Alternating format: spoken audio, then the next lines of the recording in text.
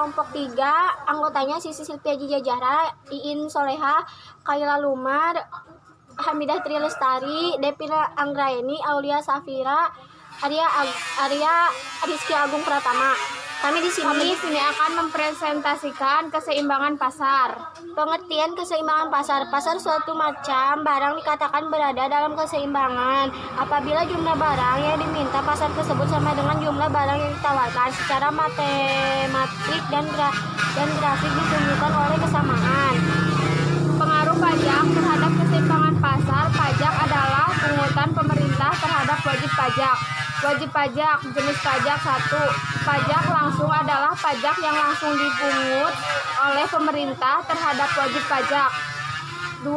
Pajak tak langsung adalah pajak yang langsung dipungut oleh pemerintah terhadap wajib pajak. Pengaruh pajak terhadap keseimbangan pasar. Bentuk pajak dibedakan menjadi 1. Pajak per unit adalah pajak yang dikenakan perusahaan setiap unit produk. Contoh pajak rokok sebesar Rp50 per batang. 2. Pajak proporsional adalah pajak yang dikenakan perusahaan dalam prosentase. Contoh pajak kendaraan bermotor, misal pajak mobil.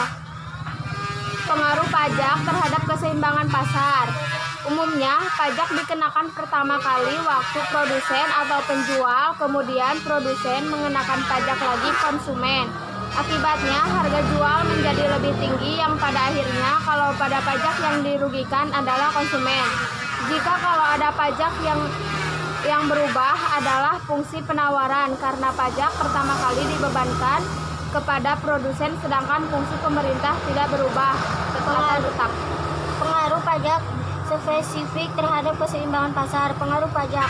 Pajak yang dikenakan atas penjualan suatu barang menyebabkan harga jual barang tersebut naik. Sebab setelah dikenakan pajak, produsen akan berusaha mengalihkan sebagian beban pajak tersebut kepada konsumen. Pengaruh pajak spesifik terhadap keseimbangan pasar. Pengenaan pajak sebesar T atas setiap unit barang yang dijual menyebab kurva penawaran bergeser ke atas dengan penggal yang lebih tinggi pada sumbu harga. Jika sebelum pajak persamaan penawaran P sama dengan A ditambah BQ, maka sesudah pajak ia akan menjadi P sama dengan A ditambah BQ ditambah T sama dengan A ditambah T tambah BQ. Pengaruh pajak proporsional terhadap keseimbangan pasar. Pajak proporsional ialah pajak yang besarnya diterapkan berdasarkan persentase tertentu dari harga jual, bukan diterapkan secara spesifik, misalnya Rp3 per unit barang. Meskipun pengaruh serupa dengan pengaruh pajak spesifik, menaikkan harga keseimbangan dan mengaruhi jumlah keseimbangan, namun analisisnya sedikit berbeda. Pengaruh pajak proporsional terhadap keseimbangan pasar. Jika persamaan penawaran semula P ditambah P sama dengan A ditambah BQ atau Q sama dengan negatif A dibagi B ditambah 1 dibagi B, maka dengan dikenakannya pajak proporsional sebesar T persen dari harga jual, persamaan penawaran yang baru akan menjadi. Pengaruh subsidi terhadap keseimbangan pasar. 1. Subsidi merupakan kebalikan atau lawan dari pajak. Oleh karena itu, ia sering juga disebut pajak negatif. Seiring dengan itu, pengaruhnya terhadap seimbang pasar berbalikan dengan pengaruh pajak, sehingga kita dapat menganalisisnya. Seperti kita menganalisis pengaruh pajak, subsidi dapat bersifat spesifik dan dapat juga bersifat proporsional.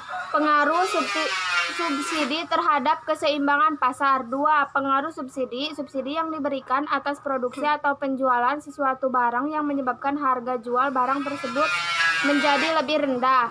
Dengan adanya subsidi, produsen merasa ongkos produksinya menjadi lebih kecil, sehingga ia bersedia menjual lebih murah. Pengaruh subsidi terhadap keseimbangan pasar. 3. Subsidi sebesar F, kurva penawaran bergeser sejajar ke bawah dengan penggal yang lebih kecil, lebih rendah pada sumbu harga. Bagian subsidi yang dinikmati. Bagian subsidi yang dinikmati konsumen, besarnya bagian dari subsidi yang diterima secara tidak langsung oleh konsumen. SK adalah selisih antara harga keseimbangan tanpa subsidi P dan harga keseimbangan dengan subsidi. Dalam bagian subsidi yang dinikmati produsen, 1. Dalam contoh kasus di atas. 2. Jumlah subsidi yang dibayarkan oleh pemerintah. Besarnya jumlah subsidi yang diberikan oleh pemerintah dapat dihitung dengan mengalihkan jumlah barang yang terjual sesudah subsidi dengan besarnya subsidi per unit barang. 3. Dalam contoh kasus di atas, S sama dengan 9 dikali 1,5 sama dengan 13,5. Keseimbangan pasar. Dua macam produk. Di pasar terdapat permintaan suatu barang yang dipengaruhi oleh permintaan barang lain. Ini bisa terjadi pada dua macam produk atau lebih yang berhubungan secara substitusi dalam komplementer. Contoh produk substitusi: beras dengan gandum dan minyak tanah dan gas LPG. Contoh produk komplementer: teh dan gula dan semen dengan pasir. Keseimbangan pasar kasus dua macam barang. Bentuk umum: Q dx jumlah permintaan akan X, Q dy jumlah permintaan akan Y, Px harga Y per unit, Py harga Y per unit. Q dx sama dengan F. Sekian dari kelompok kami. Wassalamualaikum warahmatullahi wabarakatuh.